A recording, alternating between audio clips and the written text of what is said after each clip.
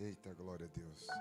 Eu quero de forma muito satisfeita, a minha alma regozijando de alegria, descrever, narrar, expressar minha dívida de gratidão em poder estar aqui com vocês nessa noite tão abençoada, tão abençoadora. E em especial eu glorifico a Deus pela vida dos meus amigos, pastor Mário, pastora Renata, que me recebem com muito carinho, me fizeram esse honroso convite, e a minha alma está muito feliz, está muito alegre, está satisfeita de estar aqui com vocês. E é muito bom poder voltar aqui e ver que a igreja está crescendo, está cada vez mais bonita. Gostei muito aqui, ó, dessa parte aqui, ó, ficou linda. Eu estava falando com o pastor Mário aqui, mas agora só está faltando o LED, né? É forte. Eu acho que a próxima vez que eu voltar aqui já vai estar o LED aqui, né? Não, só o pastor Mário e o querido aqui. Eu vou falar de novo. Eu acho que a próxima vez que eu voltar aqui já vai estar o LED aqui. Aí vai ficar coisa linda, hein? Como é bom ver a igreja crescendo, a igreja bonita. Hoje a igreja assim, cheia de gente. Que Deus te abençoe, pastor. Deus abençoe, pastora. E continue dando graça a vocês. Enviando recursos, enviando pessoas. Para que essa obra seja, isso aqui que a gente está vendo aqui, seja apenas o começo de algo ainda maior que Deus tem reservado para vocês. Que Deus abençoe. Meu amigo, Deus te abençoe, viu? Prazer, toda a liderança, não tive tempo ali de anotar os nomes certinho, mas que Deus abençoe toda a organização dessa conferência. Tá tudo muito lindo. Que Deus abençoe, viu? Pastor Pedro, que já deu um brado aqui, que Deus te abençoe. É um grande expositor da palavra de Deus. E é sempre um privilégio compartilhar do altar contigo, meu amigo. Deus te abençoe. Deus abençoe meu sogrão também que está ali, meu sogro. Está me acompanhando hoje aqui. Deus te abençoe, sogrão. Valdecir. Esse aqui é meu segurança também, viu? Era policial lá na Paraíba. Já deu trabalho demais. Aí Jesus lavou ele com sangue, purificou, libertou. E está aí dando glória a Deus. Will, que Deus te abençoe também, meu amigo. Eu falei ali para o pastor Mário que eu estava do lado dele, o Will está tomado. O Will estava em outra dimensão. E isso daí é fruto de uma vida de oração, pastor Mário. Você quer orar, você anda com o Will, porque todo santo dia esse homem está orando, ou é no monte, ou é na Deus é Amor, lá no santuário, ou em qualquer outro grupo de oração. Vive uma vida de oração. E tudo que ele está vivendo é fruto disso. Que Deus te abençoe, meu amigo. Prazer, viu? Agora eu tenho uma pergunta, responda ela com sinceridade. Sinceridade. Nós já ouvimos bons louvores, fomos extremamente edificados até o presente momento. Mas eu tenho uma pergunta. Quem está com o coração desejoso para ouvir a palavra do Senhor aqui? Vocês creem que eu tenho uma mensagem do coração de Deus para o seu coração? Então pegue aí a sua Bíblia, por favor. Atos dos Apóstolos, capítulo 2. Atos dos Apóstolos, capítulo de número 2.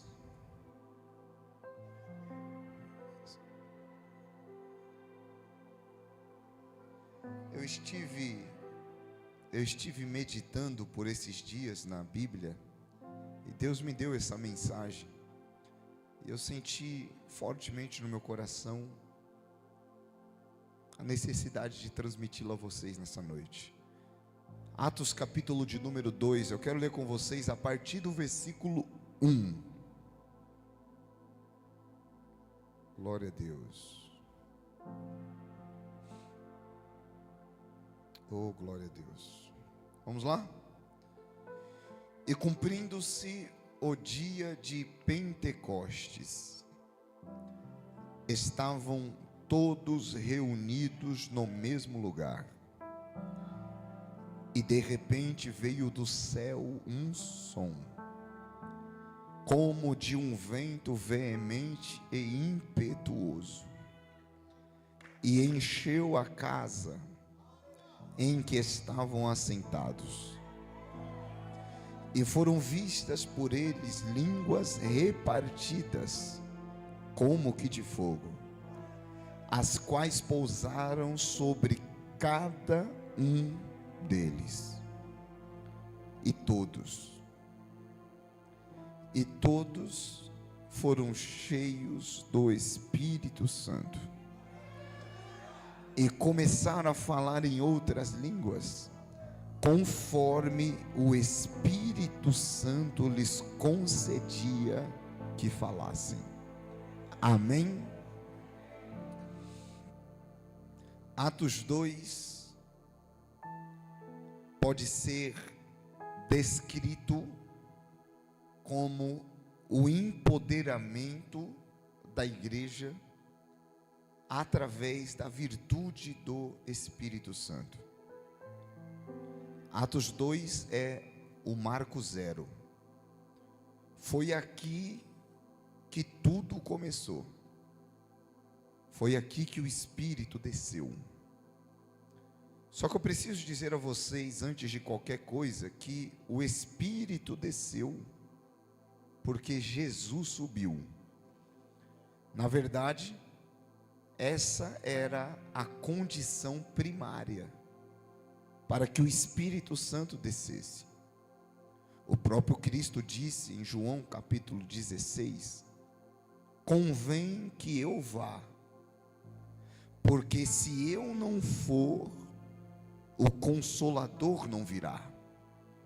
Então a condição primária para que o Espírito descesse era Jesus subir.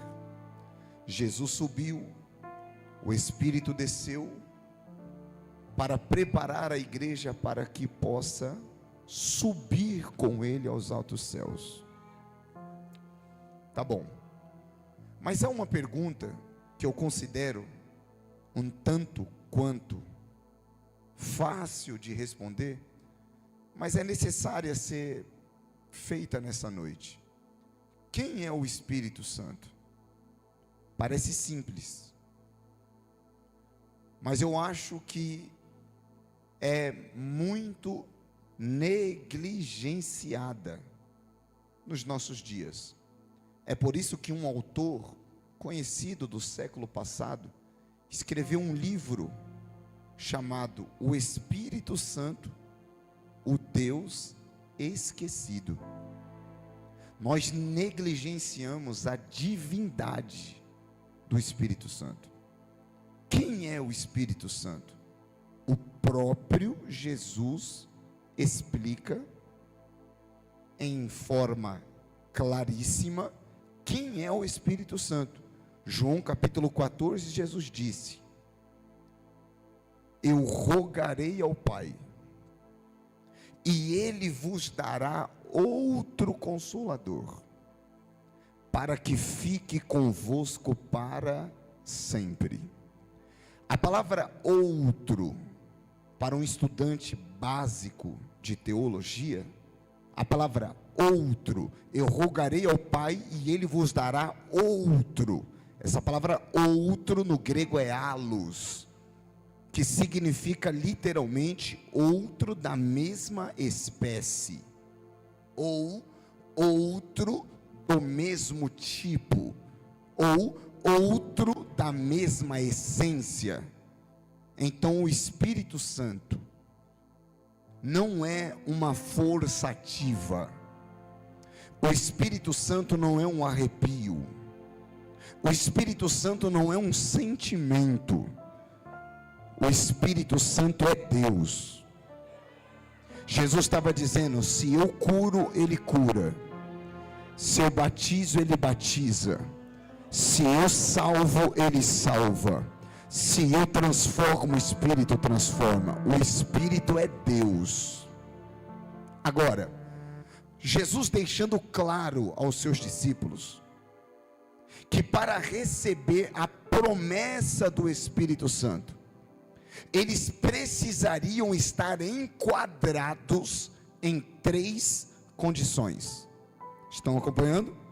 Para receber a promessa bendita do Espírito, os discípulos precisavam estar enquadrados em 3 condições. A primeira, eles precisavam ficar em Jerusalém. Jesus estabeleceu uma geografia para o avivamento. Ficai-vos em Jerusalém, até que do alto sejais revestidos de poder. Isso se chama limite. Não passe de Jerusalém, não saia de Jerusalém, permaneça em Jerusalém. Limite. Desde os primórdios, quando os primeiros humanos pisaram nessa terra, Deus estabeleceu limites. Deus disse para Adão e Eva que eles poderiam comer de todos os frutos que estavam no jardim, menos o da árvore do conhecimento do bem e do mal, porque quando dela comerdes, certamente morrerás. Limite. Entenda uma coisa, o Espírito Santo era uma promessa. O Espírito Santo era uma promessa, feita desde os profetas do Antigo Testamento, como Joel, e reverberada pelo próprio Cristo. Mas recebereis a promessa do Espírito Santo. O Espírito Santo era uma promessa, só que Jesus deixa claro, só recebe a promessa quem respeita os limites. Então eu te dou um conselho: não ultrapasse o sinal vermelho dos céus. Se Deus falou para não tocar, não toca. Se Deus falou para não ver, não veja. Se Deus falou para não ouvir, não ouça, porque eu tenho uma palavra. Se você respeitar os limites que Deus te impõe na terra, você receberá o poder ilimitado do Espírito Santo que vem dos céus. Ficai-vos em Jerusalém. Essa restrição não era punição, mas era para proteção. Agora escuta, isso de ficar em Jerusalém era tão necessário. Esse negócio de ficar em Jerusalém era tão necessário, que quando 2 discípulos, já ouviram essa história? Saíram de Jerusalém e iam para uma cidade chamada Emaús. A Bíblia diz que já era o dia da ressurreição. Jesus, no domingo de manhã, ressuscitou. E esses 2 discípulos que estavam fugindo com medo de Jerusalém e indo para Emaús, tiveram uma surpresa no caminho. O próprio Jesus, ressurreto, começou a caminhar com eles. E Jesus pergunta: por que é que vocês estão com essa cara triste, esse semblante cabisbaixo? Jesus fala para os frustrados falarem sobre as suas frustrações. E eles disseram: você é peregrino em Jerusalém? Você não ficou sabendo do que aconteceu? Mataram um homem bom, justo, homem de boas obras, colocaram ele numa cruz, e ele era o nosso mestre. Então eles estavam dizendo: se fizeram aquilo com um mestre, imagine o que vão fazer com os seus discípulos. Por isso nós estamos fugindo de Jerusalém. Agora escuta com muita atenção. Eles estavam saindo de Jerusalém e indo para uma cidade chamada Emaús. Eles estavam indo para Emaús. Sabe quantos quilômetros fica Emaús de Jerusalém? 11 quilômetros. 11 quilômetros é longe ou é perto? É perto, não é?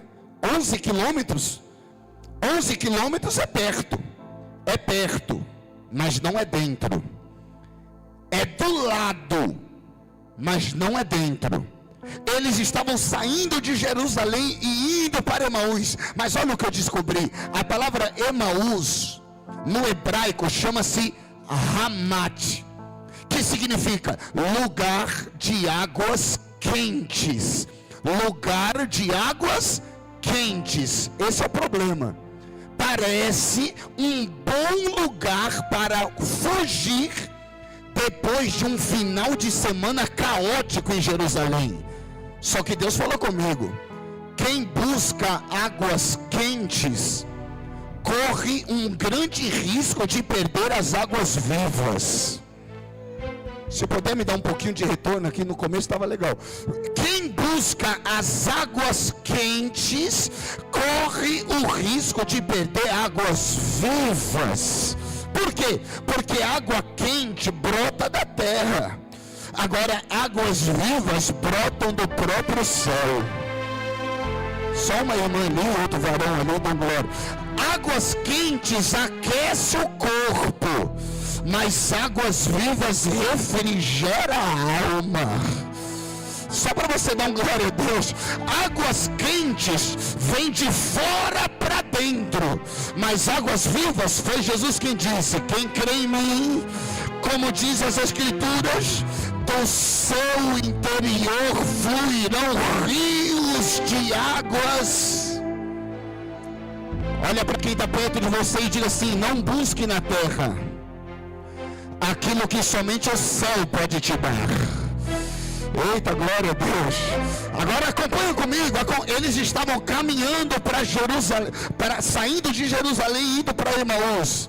A Bíblia diz que Jesus se posicionou e caminhou com eles. Mas você pode se perguntar: eles não viram que era Jesus? Não viram. Os olhos deles estavam como que fechados, e eles não perceberam que era o próprio Jesus caminhando com eles. Aí a Bíblia diz que Jesus começa a pregar. Jesus aqui era o pregador e a própria pregação, e começou a mostrar para eles: é necessário que o Filho do Homem fosse entregue nas mãos dos poderosos. E foi pregando de Moisés até os tempos presentes. E a Bíblia diz, é agora, para quem está em espírito, que quando eles chegaram perto de Emaús, Jesus fez como quem ia adiante. E eles disseram: fica um pouco mais com a gente. Tem uma casa e tem uma mesa, tem um jantar, fica conosco mais um pouco, passa essa madrugada. Jesus aceitou. A Bíblia diz que quando Jesus chegou na casa e se assentou com eles, eu vou te dar a primeira. A Bíblia fala o nome de um discípulo. Eram dois, não eram? Eram dois, não era? A Bíblia fala o nome de um, Cleopas. Mas a Bíblia não fala o nome do outro. O nome de um era Cleopas e o nome do outro a Bíblia não fala. Só que os dois sentaram na mesa com Jesus. Sentou quem tinha nome e sentou quem não tinha nome. Só o irmão ali.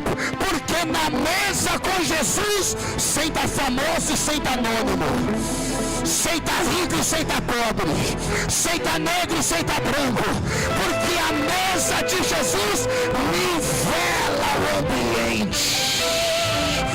Então Jesus não quer saber o que você tem no bolso, Ele quer saber o que você tem no coração. A mesa está preparada, senta quem quer.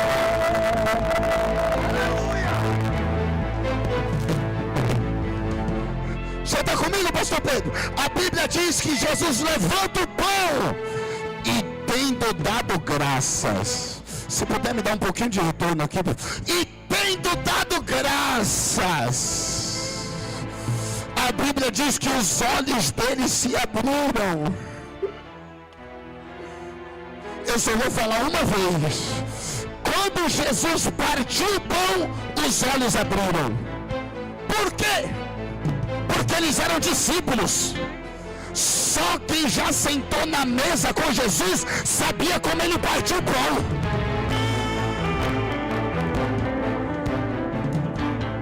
O coração queimou no caminho, mas os olhos se abriram na mesa. Quando os olhos abriram, eles voltaram para Jerusalém. Eu vou liberar a primeira palavra dessa noite. Eles estavam presos na dor da sexta-feira, mas se esqueceram da promessa do domingo de manhã. Levante a mão assim, levante a mão, levante a mão. Você veio contar a história triste da sexta, mas eu profetizo, já chegou o domingo, ele ressuscitou.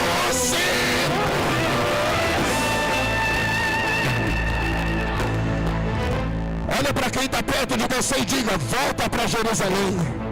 Não fala, volta para Jerusalém, porque aquilo que começou com dor vai terminar com testemunho. Ele está vivo.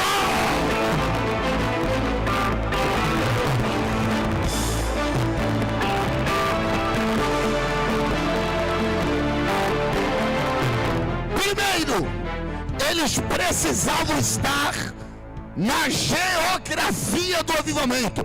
Ficai-vos em. Só que o segundo passo para alcançar o avivamento era esse: eles precisavam estar em constante oração. Eu posso ler isso aqui? Capítulo 1, versículo de número 18, versículo 14. Todos estes perseveravam unanimemente em oração e súplica com as mulheres. Foram 10 dias. Desce, Espírito. Vem, Espírito. Enche, Espírito. Toma, Espírito. Transforma, Espírito. Muda, Espírito. Desce, Espírito. Enche, Espírito. Por quê? Porque a oração para o crente é questão de vida ou morte. Ou nós suplicamos ou nós perecemos. Não existe avivamento sem oração. Todos os grandes avivamentos da terra surgiram através de constante oração. Eu vou ler para você da glória se você quiser. John Wesley orava das 4 às 10 da manhã. Ganhou 5 milhões de almas. Só pastor Mário. Charles Finney orava das 4 às 8 da manhã. Ganhou 6 milhões de almas. Dwight Lima Moody orava das 5 às 11 da manhã. Ganhou 6 milhões de almas.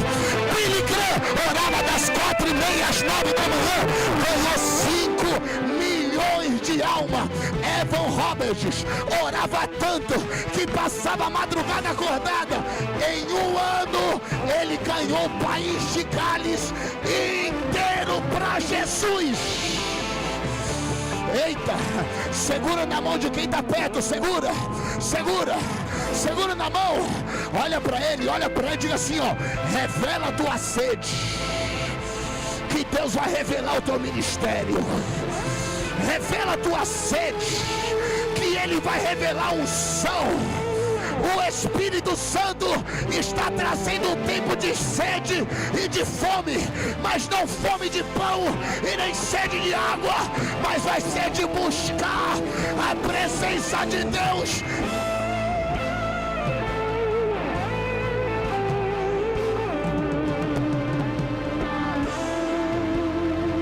Recebe essa palavra do teu Espírito.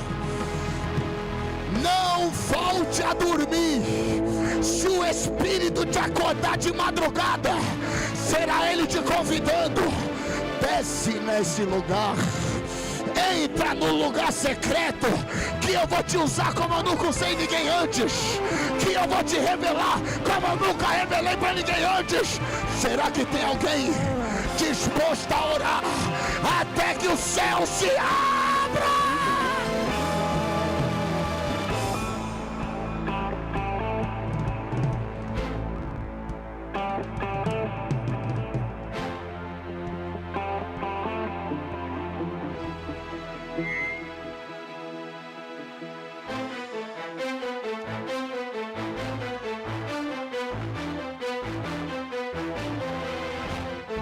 avivamento custa caro, e o preço é pago com o joelho no chão e boca no pó.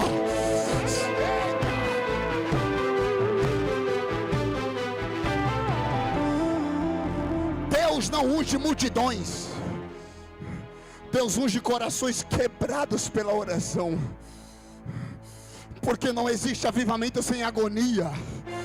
Avivamento nasce da dor, da renúncia e da rendição. Muitos querem a unção, mas poucos querem construir um altar. Muitos querem unção, mas poucos querem pagar o preço que ela custa. Querem fogo sem altar, poder sem lágrimas nos olhos, impacto sem intimidade.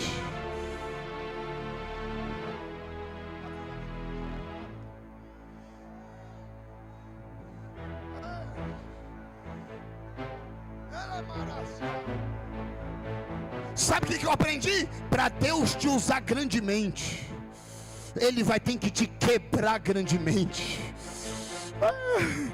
Porque coração de pedra não pega fogo. E é na oração que Deus te esmaga, que Ele mostra: você não é nada, eu sou tudo. Você não tem, sou eu que te uso. E eu posso falar?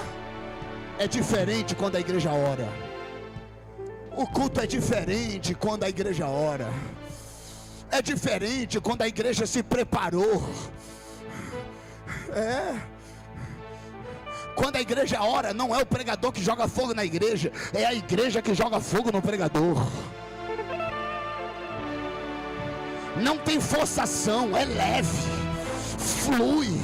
O Espírito passeia. Eu posso falar?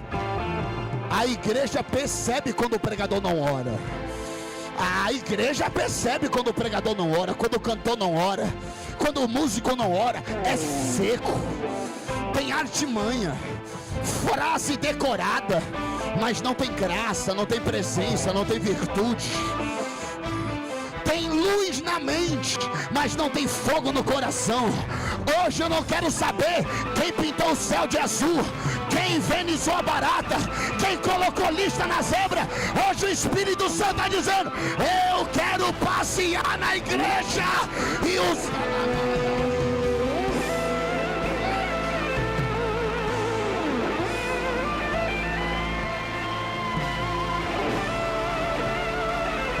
Será que você pode levantar a mão por um minuto e chama Ele, chama?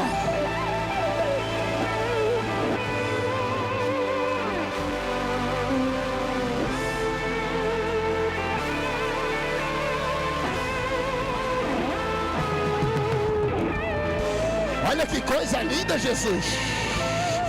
Olha Jesus tomando pastores aqui na frente.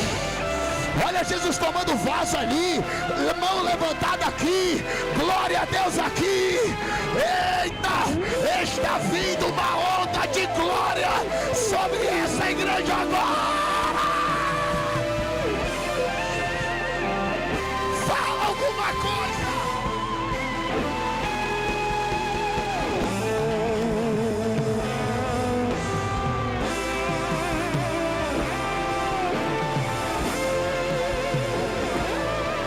Sabe qual é o problema?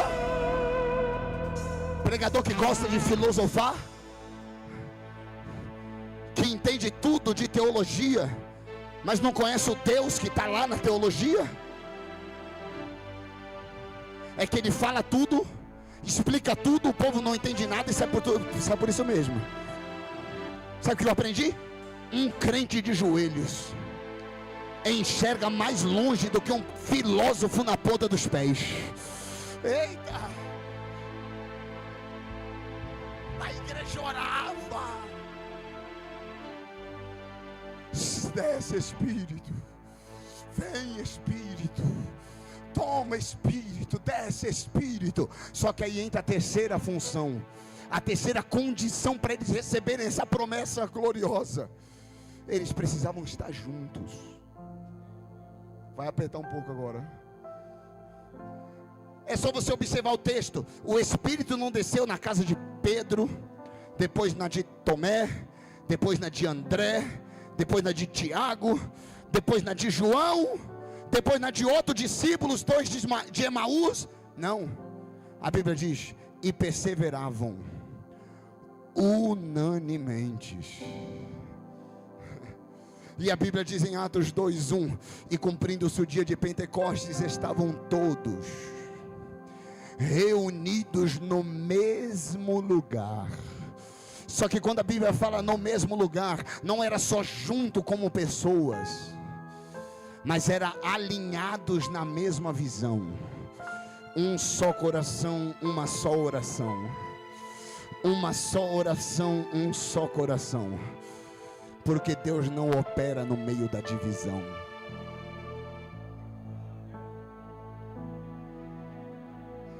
Um lugar aonde a competição é instalada, o Espírito Santo se retira. E eu profetizo, Deus vai quebrar todo espírito de competição, de individualismo e de contenda. A igreja é uma só. Eita, glória a Deus. Aí, sabe, Will, isso aqui é muito forte. Quando eu aprendi isso aqui, minha cabeça explodiu. Minha cabeça explodiu quando eu entendi isso aqui. A gente fala sobre união, não é? União é difícil, irmão. Porque, posso falar? Tem gente que é chato. É difícil aguentar. Só que aí veio Jesus, e ele não baixa o nível. A graça não abaixa o nível. Na verdade, Jesus subiu o nível. Na oração pela igreja que iria nascer, Jesus diz assim, ó, que eles sejam um, como eu e tu somos um. Então não é união mais, é unidade. Pedro, se tu não der pelo menos um mortal agora. Pastor Márcio, se nós não marchar junto aqui agora, se tu não der pelo menos aquela com arco e flecha, você lembra, né? Eu nunca mais vou esquecer do arco e flecha espiritual. Se tu não der um desse, ó, eu vou te mostrar a diferença de união para unidade. Sabe o que é união? É um saco com batata. Um saco com batatas. E o que é unidade? É um purê de batata. Eles não pegaram, Kaique, eles não pegaram. Eu vou falar de novo. União é um saco com batatas.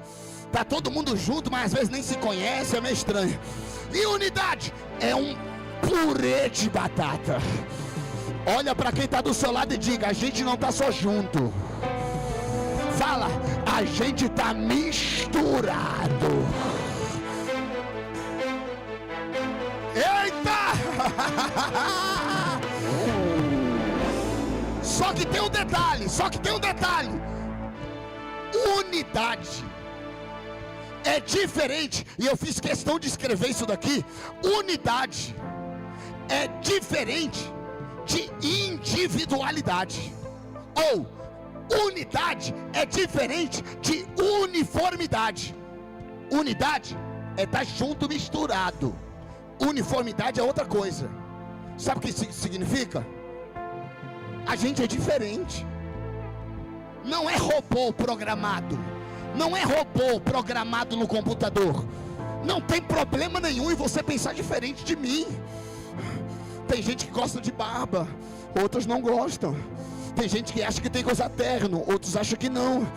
Tem uns que é pré-tribulacionista, outros é pós-tribulacionista. Uns falam línguas, marcha, corre, pula. Outros ficam quietinhos ouvindo a palavra. Uns gostam mais, outros gostam menos. Por quê? Porque não é uniformidade, não é robô. Só que eu não preciso ser o seu inimigo por pensar diferente de você. É um só Deus, é uma só igreja, é uma só fé. E se você quiser, é um céu que a gente vai. E a partir de agora, não. Coloca a mão direita no ombro de quem está à sua direita, com respeito, com carinho. Mão esquerda no ombro de quem está à sua esquerda, com respeito, com carinho. Olha para ele, olha para ela e diga assim, ó: seja meu amigo, me valorize, me segue no Instagram, porque a gente vai para o mesmo céu. Eita, é a mesma glória, é o mesmo Espírito, e seja quebrado todo espírito de contenda agora.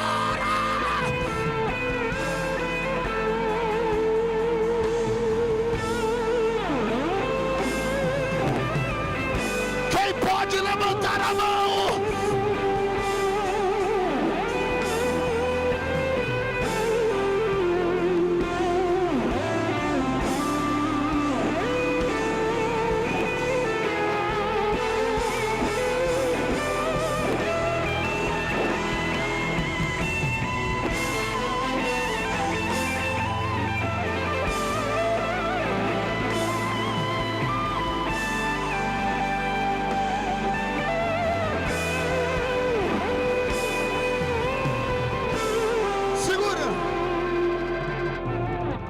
Agora, quando a igreja estava em Jerusalém, em constante oração, alinhada no mesmo propósito, 10 dias depois, e cumprindo-se o dia de Pentecostes, estavam todos reunidos no mesmo lugar, e de repente veio do céu um som, como de um vento veemente e impetuoso, e encheu a casa em que estavam sentados. Peraí. E cumprindo-se o dia de Pentecostes, estavam todos reunidos no mesmo lugar, e de repente veio do, a última vez veio do, porque avivamento não vem da terra. Só um irmão ali deu glória. Avivamento não pode ser fabricado, produzido e ensaiado. Por quê? Porque avivamento não é de baixo para cima, é de cima para baixo. Sabe o que eu aprendi? O maior inimigo do fogo de Deus é o fogo estranho. O maior inimigo do avivamento é aquilo que parece um avivamento. Só que no Atos 2 foi claro, veio do céu, é imparável. Vocês estão ligados comigo na mensagem? Está ligado? Está ligado ou não está? É do alto. O Egito não é o mundo, o Egito não é símbolo do mundo. Ok. Canaã não é símbolo do céu. Símbolo do céu. O Egito simboliza o mundo, Canaã simboliza o céu. É só você ler no Pentateuco, nos 5 primeiros livros. Todos os frutos que a Bíblia descreve no Egito eram frutos que pegavam na terra. Eram frutos que pegavam onde? Cebola, pega onde? Alho, pega onde? Pepino, pega onde? Isso é Egito. Só que quando a Bíblia vai falar de Canaã, todos os frutos pegavam no alto. Peraí. Uva pega onde? Maçã pega onde? Romã pega onde? Por quê? Porque no Egito você vive uma vida rasteira, mas quando entra Atos 2, o céu se abre e vem algo do alto.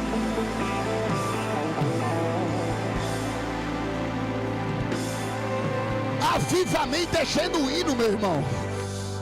O que a gente mais ouve nesses últimos dias é motivacional, é motivações, ativações. Você vê livros de autoajuda, você vê filmes de autoajuda, você vê pregadores de autoajuda. Só que Atos 2 não é autoajuda, é ajuda do alto. Porque não adianta você procurar na terra aquilo que somente o céu pode te dar. E não adianta confundir avivamento com aquilo que parece avivamento. Sabe o que eu escrevi com o Espírito Santo falando comigo? Hoje está tentando inverter tudo. Pregadores querendo ser coaches, e coaches motivacionais querendo ser pregadores. Cantores gospel cantando músicas seculares, e cantores seculares cantando músicas gospel. profetas querendo ser, agindo como adivinhadores, e adivinhadores se passando como profetas. Só que Atos 2 não deixa dúvida. Avivamento não vem através de estratégia, não vem através de ativação, não vem através de motivação. É algo celestial, vem do alto, vem de cima, vem do Espírito. E cumprindo-se o dia de Pentecostes, estavam todos reunidos no mesmo lugar, e de repente,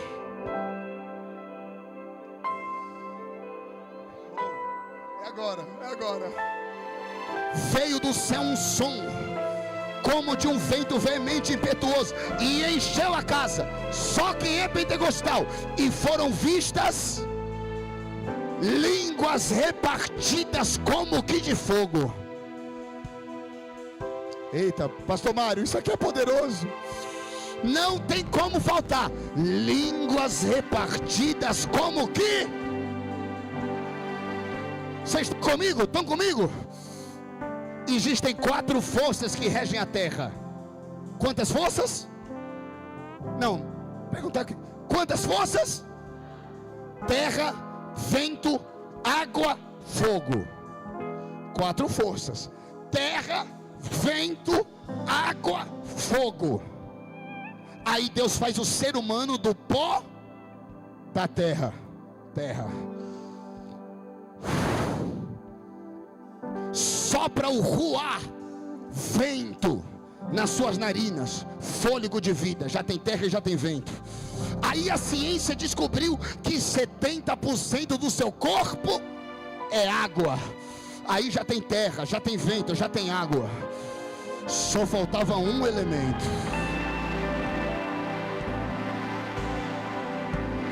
Aí vem João Batista batizando no deserto da Judeia.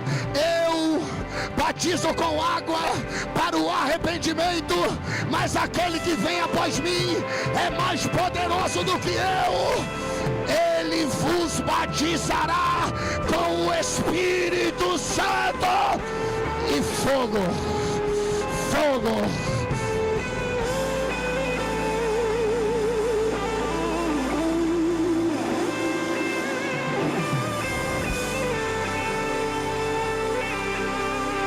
Vem como? Meu Deus! E enche! Levante a mão para o céu, Espírito.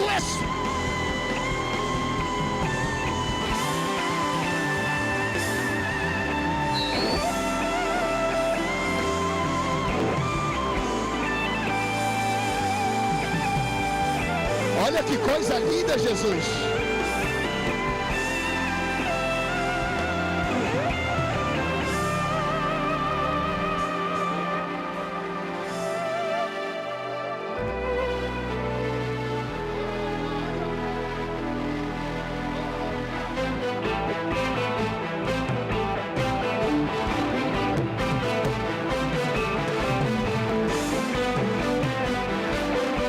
Vai passar uma labareda de fogo tomando essa conferência agora.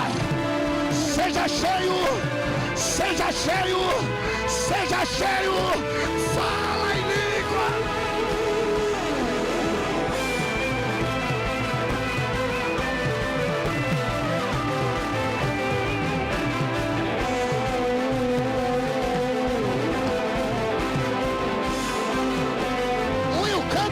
Aqui, Will.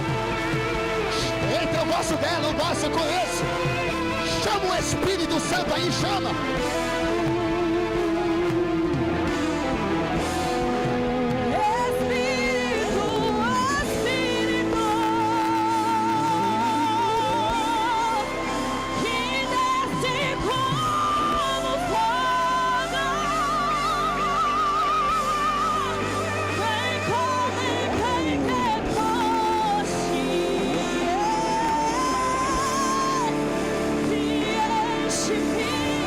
He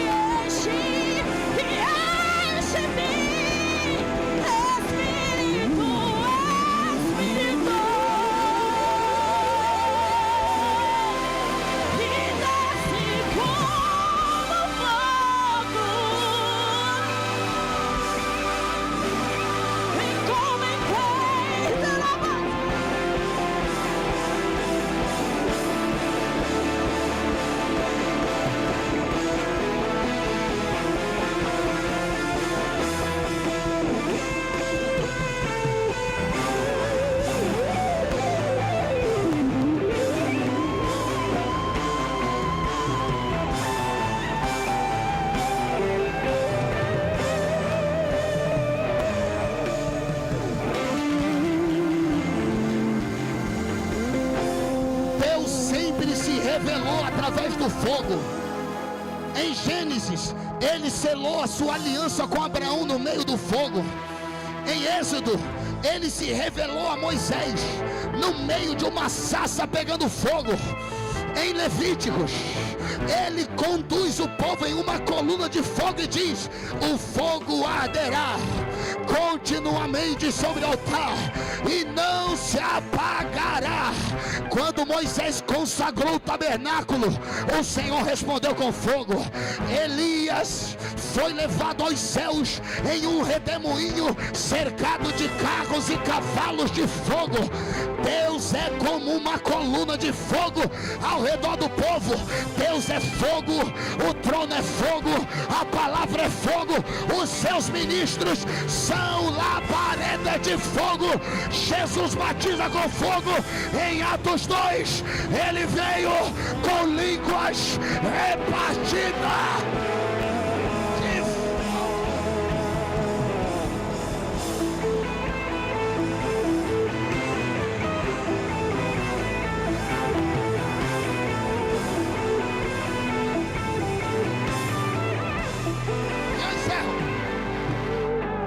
Vem pra cá, Will. Eu encerro aqui, ó. Quando o Espírito desceu, vocês estão comigo nessa? Se for para guardar, guarda essa. E a Bíblia diz, Atos 2,14: e Pedro, pondo-se em pé com os 11. Peraí. E Pedro, pondo-se em. Observe que até o Espírito descer, eles estavam sentados.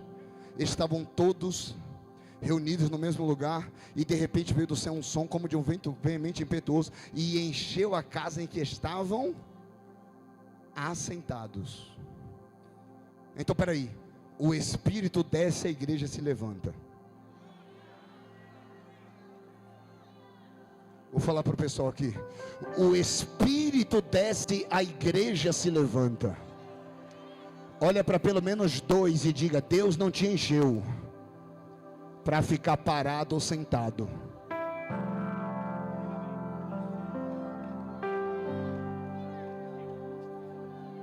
Tem uma expressão, ó, Deus não quer crente vampiro, que só aparece na ceia para beber do sangue do Cordeiro e nunca mais faz mais nada, não prega, não canta, não evangeliza.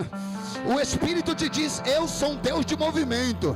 Se eu te enchi, eu quero te usar. Se eu te enchi, eu quero te enviar. Se eu te enchi, eu quero te transformar. É por isso que Atos 1 diz: mas recebereis a virtude que há de vir sobre vós. A virtude, essa palavra virtude no grego é dunamis, não é? Não é dunamis? Todo mundo lembra da palavra dinamite. Só que tem outra. Qual? Dinâmico. O que é dinâmico? É algo que está em constante movimento. É por isso que quando você vai pegar um Uber num dia de chuva, o preço é dinâmico. Por quê? Uma hora é um preço, daqui a pouco pode subir, daqui a pouco pode descer, daqui a pouco sobe de novo. Por quê? É dinâmico. É por isso que desde o começo da história, no princípio criou Deus os céus e a terra era sem forma e vazia, e o Espírito se movimentava.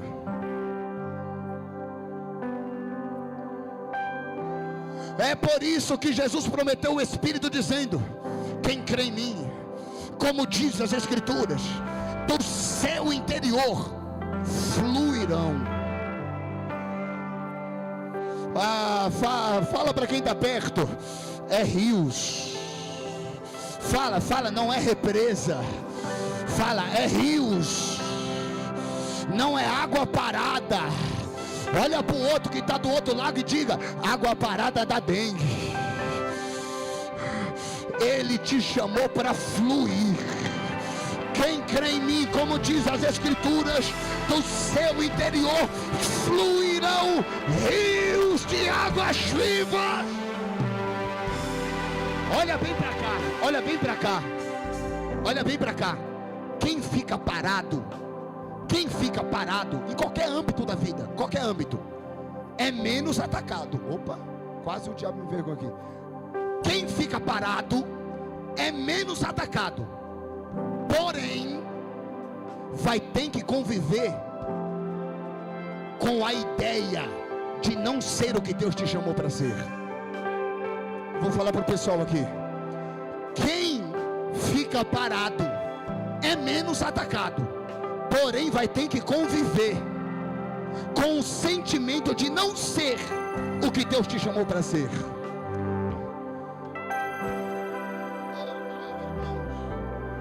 Eu preciso de vocês agora. Só quem veio para despertar de vez e dizer: eu não quero ser um crente normal, de casa para o trabalho, do trabalho para casa, do trabalho para a igreja, da igreja para casa. Não, eu quero fluir.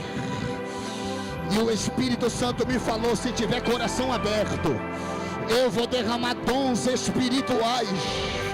Eu vou levantar uma nova geração de tangedores. Eu vou levantar uma nova geração de pregadores. Eu vou levantar uma nova geração de profetas. Eita, fecha os olhos carnais.